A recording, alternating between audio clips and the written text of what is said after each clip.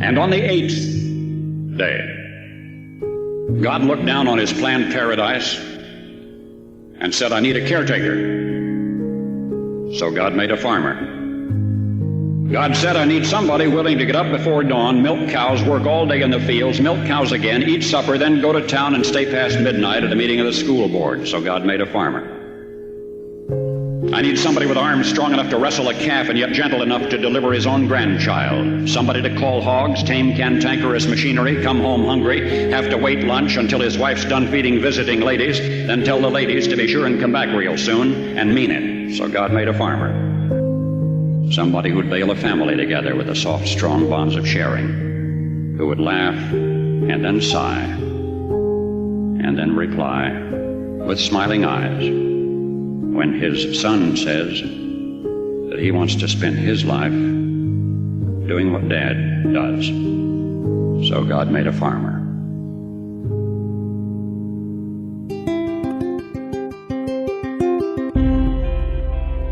On this episode of Newt's World, my guest today grew up on his family farm in Sauk County, Wisconsin, got involved in politics, and lived and worked in Washington, D.C., then headed back home to be a part of the family business. His new book describes his journey, Land Rich, Cash Poor, My Family's Hope, and the Untold History of the Disappearing American Farmer. I'm really pleased to welcome my guest, Brian Reisinger. He's a columnist and consultant, worked with his father from the time he could walk before entering the worlds of business journalism and public policy. He currently serves as President and Chief Content Officer of Midwestern-based Platform Communications, splitting time between a small town in Northern California and the family farm in southern Wisconsin.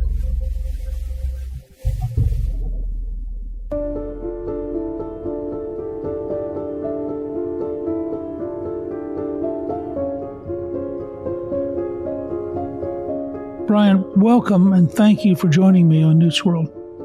Thank you so much for having me on and for bringing light to this issue. I appreciate it. Given everything you've been doing, what inspired you to write Land Rich, Cash Poor? You know, growing up, seeing my dad so devoted, sun up to sundown, covered in the dust in the fields, working with the animals, I knew that it was a rare way of life and it was becoming rarer. You know, there would be teachers who would ask how many kids grew up on a farm, and I'd raise my hand and they'd say a generation ago it would have been every one of you. And it was just a minority of us. So I knew that that was happening growing up. But even as I came into adulthood, I didn't know why that was. And so many people where I'm from didn't necessarily know what were the big macroeconomic forces and other things driving that. As I got into business journalism and public policies, you said I began to see some of what was going on in our economy and some of the ways that it had left people like where I'm from behind. And so I thought somebody needs to crack this code, investigate this, and marry these things. So I took my upbringing that I was so lucky to be part of that has so much beauty and hardship to it, and I married that with some of what I saw, and I looked for hidden areas of history throughout our country's history. And what I found miraculously to me was that my family's story lined up so often with what had been going out there, and we didn't even know it. And so that was a bit of a discovery along the way, but that's why I wrote it, because I wanted to answer that question. Now, as I understand it, your great-grandfather came to the U.S. after World War I. Could you tell us a little bit about his journey and how that then shaped the legacy of your family farm?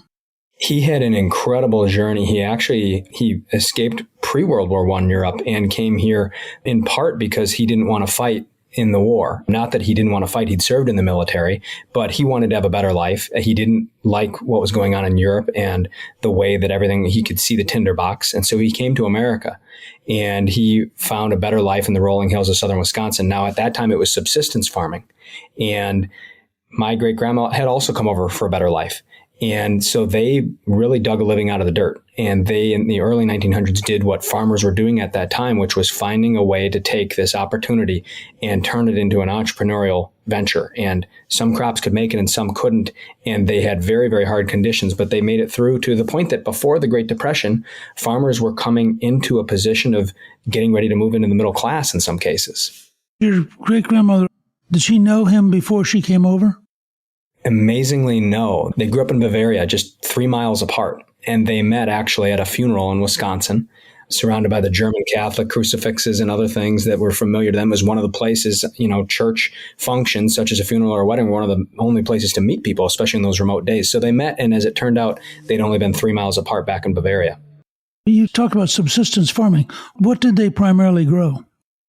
In those days, it was very much mixed agriculture. I tell many people it was like Charlotte's Web. Every animal you could imagine waddling about, every crop you could imagine. So fruits, vegetables, in addition to corn and hay and row crops, apples, everything. And then they not only had dairy cows, which is what came to define the Wisconsin economy, but they also had ducks and turkeys and chickens and pigs and raised beef and all of this. And so what they were trying to do is they were in a bid to see what could put the most money in their pocket and the most food on their table. This was sort of the American experiment at that time in the Midwest, particularly, but it happened in different places at different times, of trying to figure out, okay, what is this state's, what is this local community's niche? And at that time, it had not yet totally emerged to be dairy, although it was trending toward dairy. So they grew and sold everything they could to try to make a buck or to try to feed their kids.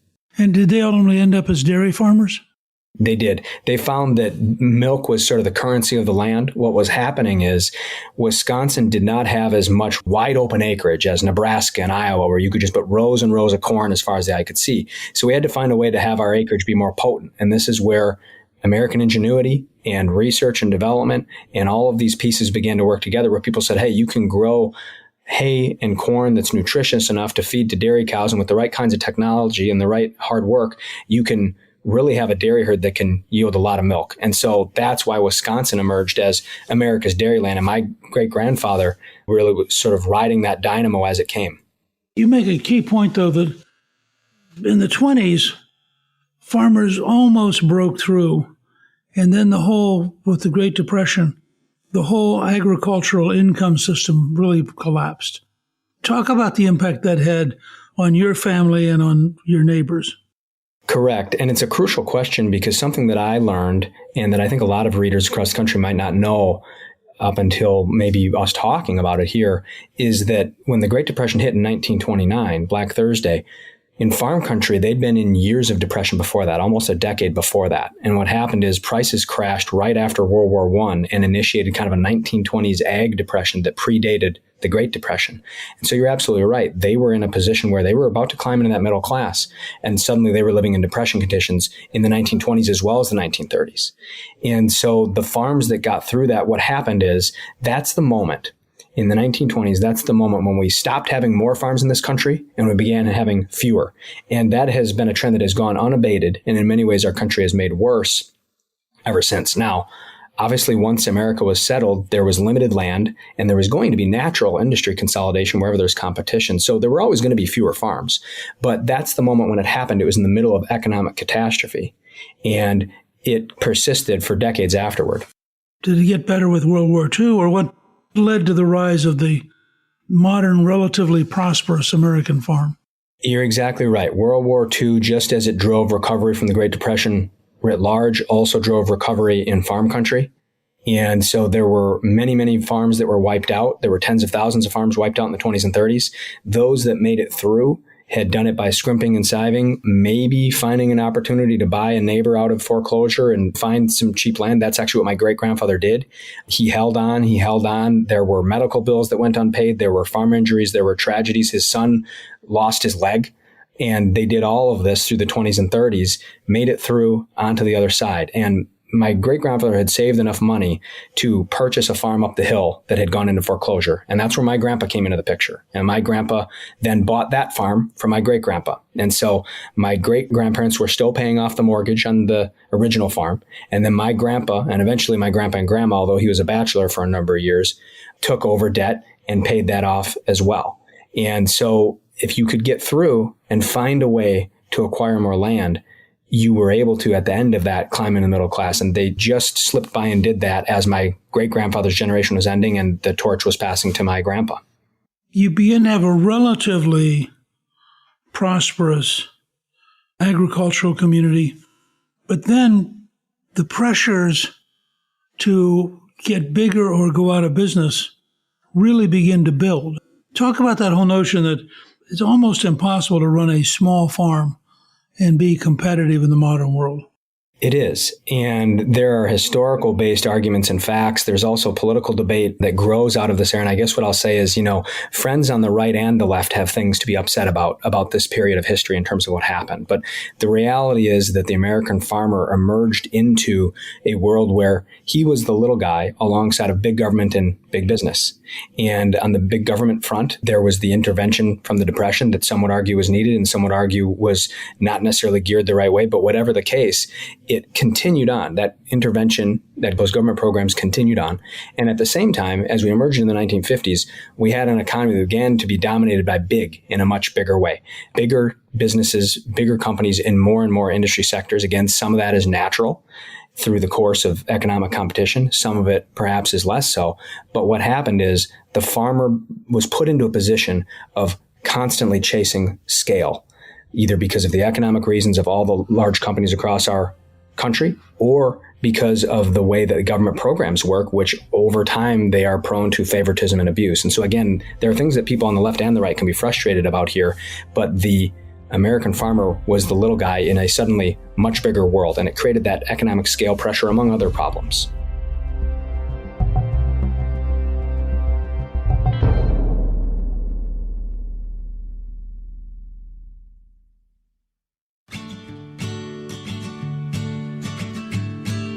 What was the role of advancing science and technology in all this?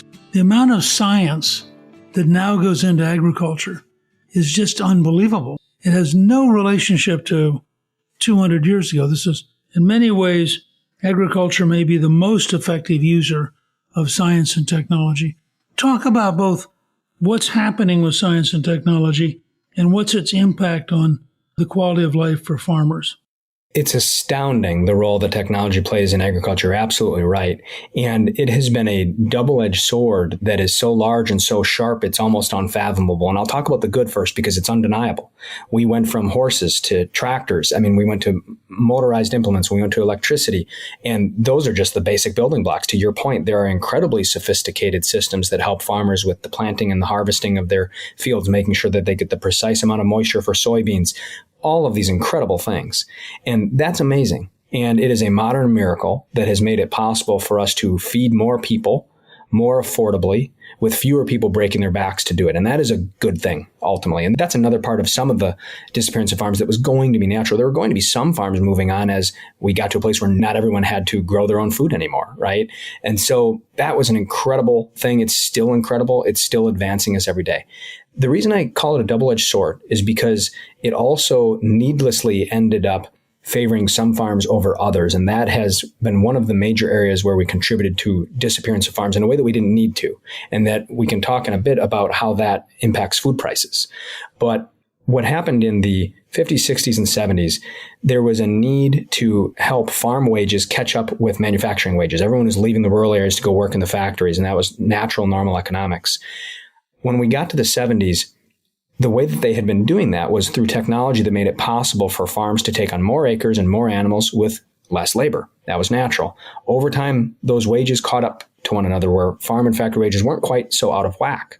And so there was a need for more innovation and advancement to continue to improve productivity and continue to feed this country. But we didn't need that technology to create additional pressure for bigger and bigger farms. It could have been more what's called scale neutral technology, where a big farm, a medium-sized farm, a small farm can all justify their own version of that technology and be able to continue to innovate. So when we got to the 70s and 80s, there was no more reason for technology to tilt only toward the large, or primarily, I should say, toward the largest farms. There would have been an ability for entrepreneurial ventures of all sizes in the agriculture community to benefit from agriculture and continue to innovate and continue to have a strong small business sector, I'll call it, in the form of small and medium-sized farms persisting. We didn't do that. And so technology was a massive human miracle as it pertains to agriculture, but it also needlessly tilted the scales against some farms that could have very well been efficient enough pound for pound to continue competing. When you look at all these different things going on simultaneously, the emergence of new kinds of scientific agriculture, and now, of course, with the ability to have GPS and robotics, and all of which costs more and more money. So in a way, farming becomes a remarkably capital-intensive kind of business. What's the role of government policies and government subsidies? Do they help or hurt small family-run farms? The reality is that they do, on some level, provide a certain type of safety net needed for uncontrollable factors such as weather. And there are also farms that the reality is they persist because they've been able to tap some of those government programs. That's true. It's also true, though, that the subsidy regime that we have in this country is one that people from the right and the left and everyone in between, including the farmers who benefit from it because they need to, don't like. There's something that everybody doesn't like about it. And I think there is an ability to have that baseline safety net, but to have the subsidies adjusted so as to not necessarily be driving so hard toward one sector or another. And also we have to remember that whether people like government or not, the more plentiful the government programs, the larger those programs, the more likely it is that those farms that can afford the lawyers and accountants and the lobbyists to navigate that system are going to benefit from it. So there's a need for reform there. I think related and contained in your question is something really crucial, which is the role of research and development. And there needs to be proper accountability that folks on the right would want to see. And there also needs to be something to be done by the way which we're lagging in this country. And a lot of that can be private money, but some of that is the role of government in finding discovery. And there's a way, I think, to make those programs accountable enough that people can trust that those tax dollars are going toward good, innovative ideas that can lead to private sector innovation in the way that the internet or other things emerged from government spending to some degree. But it needs to be accountable and properly targeted. In that context, do you have any sense that the government understands the importance of distinguishing between sustaining small and family-run farms and the policies that help the large corporate farms? Unfortunately, there is no indication that they do. I think that we're hopefully reaching a point, like we are with many problems in this country, where people are frustrated enough that maybe elected officials will begin to see it. There are a few who understand it. I appreciate your question because you're making a crucial point there. But we absolutely need to change the understanding of our policymakers. The reality is that this is a way for farmers of all sizes, large, small, and medium, to be able to compete if they can find that innovation. Now, there are opportunities. When we look at where we're at with technology, artificial intelligence, for example, there's a world where, and I talked with a lot of economists that study this, there's a world where that technology can simply lead to a large farm having one employee watching a bank of screens, kind of like a NASA command center, driving tractors all over. That probably will come to pass. There's also a world where small self-driven vehicles can help with fertilizing fields, whether it's spreading way or whatever the case may be, with small affordable vehicles where a small farmer could afford that investment. And at the end of the day, all the farms are looking for the same thing. Can I invest in this technology? And will it have a payback for me? What my dad would call penciling out. Will it pencil out soon enough that it'll pay for itself over enough number of years that the return I'll get will justify the technology?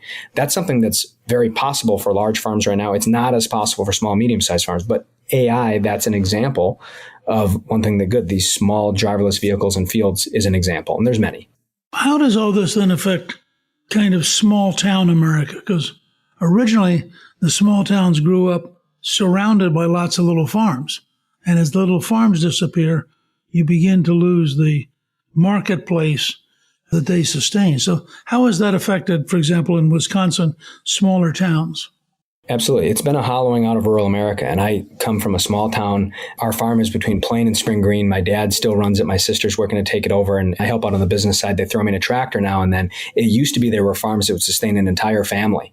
And that those farms really surrounded the communities and really built those communities. And they were feeding those communities and they were supplying a market and it was self-reinforcing.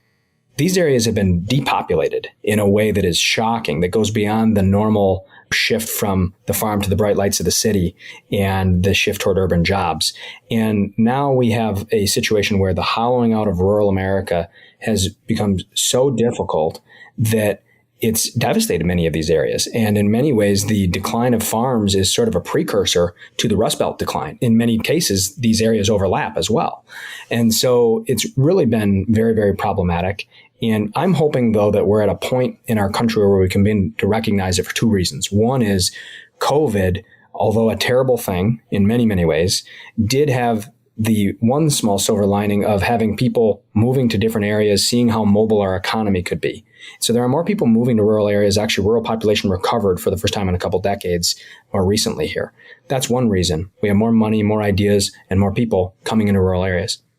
The other reason is that our food prices and our food supply have been shown to be so problematic. And it's not simply a matter of the inflation debate. It is a matter also of the loss of farms and the limiting of the distribution channels that we have for food in this country that have led to higher prices and a vulnerable supply chain, as we saw during COVID, but also as we see from bird flu and other kind of spot fires that pop up. And so I'm hoping that because of in a post-COVID world and because of what's happening with food, people look at this and say, we need to do something about these disappearing farms. We need to do something about these rural communities because it's not only affecting those communities.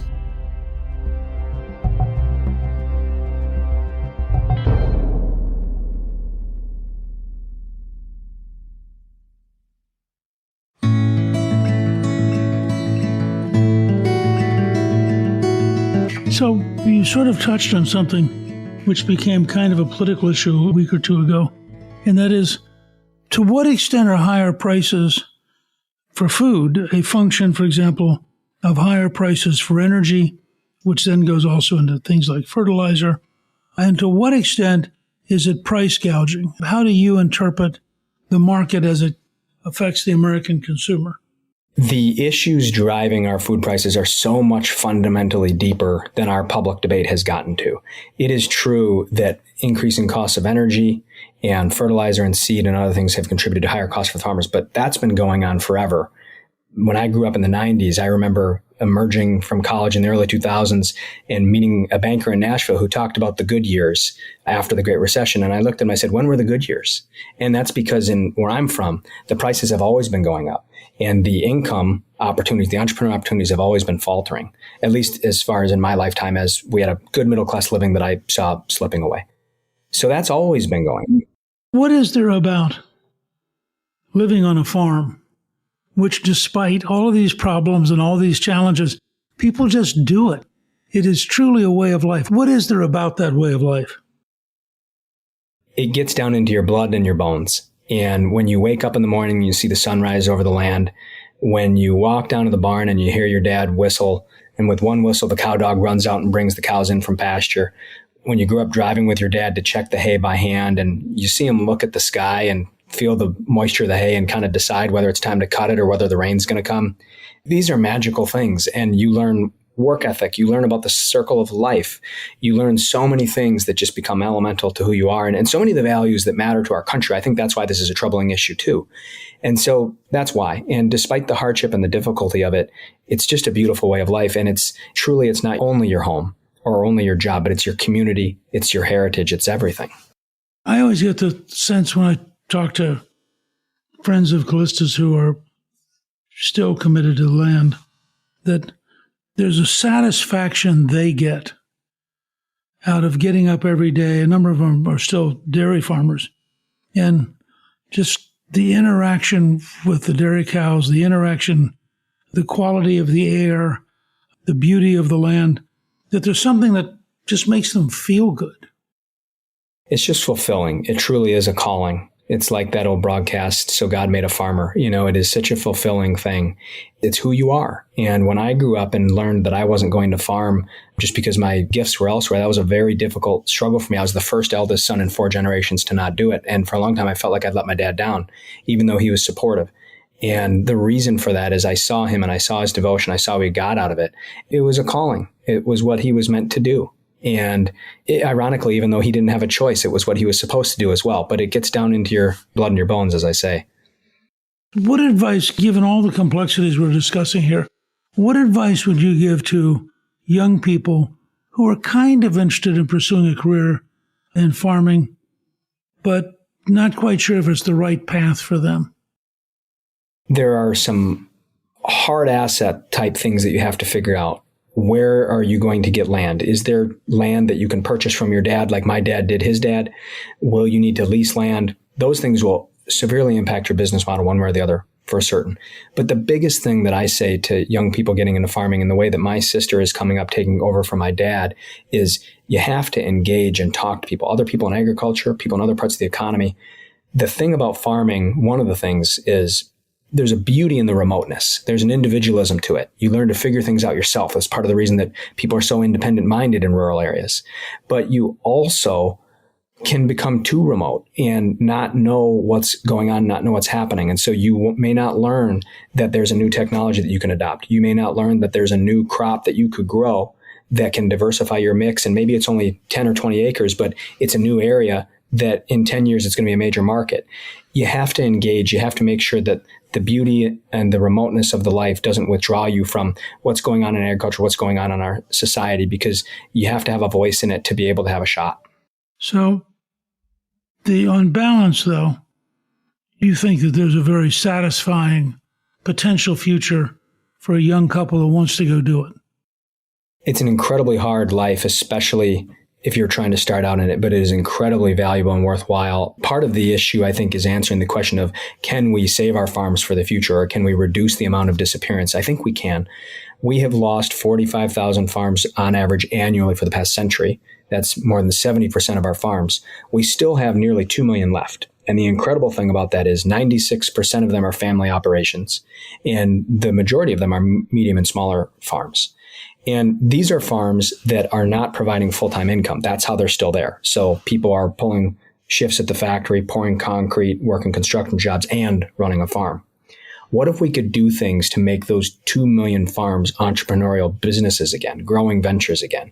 We have nearly 2 million families that are resilient enough to keep farming despite how hard this is. So what could we accomplish if we could make that entrepreneurial opportunity better, like it was when my great-grandfather came here from war-torn Europe, although with a bit more stability and less turmoil to come, I would hope, because there should be a brighter opportunity for farms if we can open up that kind of opportunity again. How much of that's a function of figuring out how to market so that the farmer gets a higher percentage of the value of what's being sold? It's a huge part of it. One of the big kind of 5 solutions that I talk about in the book, where I went through this hidden history and I looked for places where we had false choices. Where can we reject the false choice and try to find a new way? One of them is trying to find a way to organize farmers around new market opportunities and building out rural, regional economies that can connect the farm gate more closely to the dinner table, the farmer and the consumer more closely together, so that people are buying food not only from the grocery stores, which they should continue to do, and off of the national and global supply chains, but also locally directly, depending on the type of food. There's a real opportunity to do that right now. And farmers, through social media, through greater awareness and concern for the public about where their food comes from, have a bigger opportunity than ever to do that. I kind of joke that we need to get the farmers and the hippies together a little bit more, because we need farmers markets to be more than a novelty. You know, we need farmers markets, grocery stores that carry local goods, specialty food stores, permanent outdoor markets, distributors that are there to serve these regional economies. We need all of that to sprout up in this economy to be able to create that kind of entrepreneurial opportunity. I frankly take hope from what you've written. It seems to me that while there are big challenges, there are also wonderful opportunities, and that it's a fight worth taking to make sure that our policies maximize the opportunity for small and family-run farms. And in that sense, I mean, I think what you've written is cool. Well, thank you. I appreciate that, and I certainly hope people can take hope from it. I felt that we needed to stare into the difficulty of these problems and face the hard truths about them. And I also hoped that we could find paths forward. That's also true of my family story. You know, I weave these hidden areas of history with my family story. And with my family story, I talked with my dad and everybody. And, you know, we talked about farmer suicides. We talked about mental health. We talked about addiction, different things our family has dealt with over the generations. And we felt that we needed to be honest about the problems so that people could be with us for the journey and more hopeful when they saw us come through. So we wanted to create an honest picture about our personal story and an honest picture of the economic, technological, social, and political situation that our country is in. So my hope is that people emerge with hope, but perhaps it's hard fought. But now, as I understand it, if you don't mind my prying for a second, you both have a base in Wisconsin, and you are also in California. Yes, it's a great question. I struggle with the rural-urban divide myself. And so what I did was I grew up not having the talent for cattle and crops that my dad did. and I knew I would have to find my own path. I found that with writing, first in journalism and then in public policy. And I came back to Wisconsin and I was working in public affairs consulting, and I began to get re-involved with our family business because I saw what was disappearing, and my dad invited me in. So I help out on the business side, and they throw me in a tractor on my days off. And also, in addition to that, my wife is from Northern California, of all the places for a Wisconsin farm boy to go. And so I'm very fortunate in that we moved out there to Northern California. We live in a small town of Moraga. We rent an apartment here. People ask, how can you afford two places? I say, well, we can't afford a place in California, let alone two places. But what I do is we rent a place here in Northern California, and I come back to Wisconsin and I live on the farm when I'm at home. And that's something I hadn't done since I left for college. And so in some ways, my life is going back and forth between this rural world and the more urban world that I'm trying to connect. And in some ways, I get to be more in touch with my roots than ever, because when I'm home, I live on the family farm and I drink these stories in and I work alongside my family in a way that wouldn't have been possible otherwise. It's a great story, and I think a real contribution. So I want to thank you for joining me. Your new book, Land Rich, Cash Poor, My Family's Hope and the Untold History of the Disappearing American Farmer. It's a great read. It's available now on Amazon and in bookstores everywhere. And Brian, thank you for sharing with us. Thank you so much for having me on and for shedding light on this issue. Thank you to my guest, Brian Reisinger. You can get a link to buy his book, Land Rich, Cash Poor, on our show page at newtsworld.com. Newt's World is produced by Gingrich 360 and iHeartMedia. Our executive producer is Garnsey Sloan. Our researcher is Rachel Peterson. The artwork for the show was created by Steve Penley. Special thanks to the team at Gingrich 360. If you've been enjoying Newt's World, I hope you'll go to Apple Podcast and both rate us with 5 stars and give us a review so others can learn what it's all about. Right now, listeners of Newt's World can sign up for my 3 free weekly columns at gingrich360.com/newsletter. I'm Newt Gingrich. This is Newt's World.